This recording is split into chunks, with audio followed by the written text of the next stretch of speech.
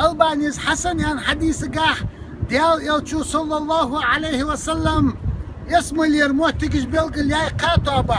حلخر موتك أنا زعيم ببيت في ربض الجنة لمن ترك المراء السين حتيت يسمى لي الأخير مهتي تاخليته لمن ترك المراء قوس بتاچن سبور يتاچن وإن كان محقا شبق لي ديال برمي تشوف بيمر صلى الله عليه وسلم يسمى لي تاخد مديان شوغو ميواز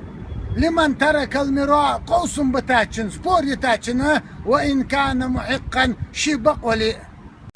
شالا يوموتك وببيت في وسط الجنة